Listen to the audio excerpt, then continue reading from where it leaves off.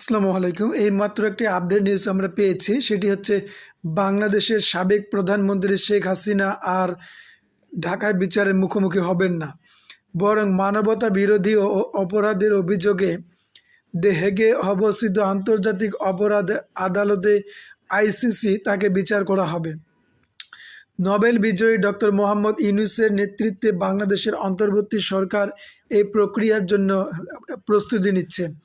এখন সরকার জাতিসংঘের মানবাধিকার বিষয়ক হাই কমিশনারের দপ্তরে চূড়ান্ত প্রতিবেদন প্রকাশের অপেক্ষা করছে।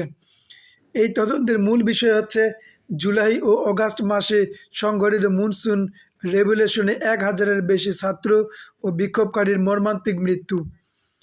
ওএইচসিআরের চূড়ান্ত প্রতিবেদন পাওয়ার পর আন্তর্জাতিক সরকার আইসিসিতে মামলা দায়ের করবে। এর মাধ্যমে শেখ হাসিনার বিচার শুরু হবে খুব ভালোভাবেই। গত সেপ্টেম্বরে ডক্টর ইউনূস জাতিসংঘের সাধারণ পরিষদের ৭৯তম অধিবেশনে যোগদানকালে আন্তর্জাতিক আদালতে মামলা দায়েরের সিদ্ধান্ত গৃহীত হয়। এই সময় তিনি ওএইচসিআর এর প্রধান ফোলকার টার্ক এবং প্রধান প্রসিকিউটর করিম আসাদ আহমদ খানের সঙ্গে আলোচনা করেন।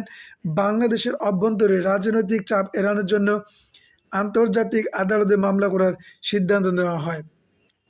গত 5ই অগাস্ট ছাত্র জনতার গণ অভ্যুত্থানের মুখে শেখ হাসিনা সরকারের পতন হয়।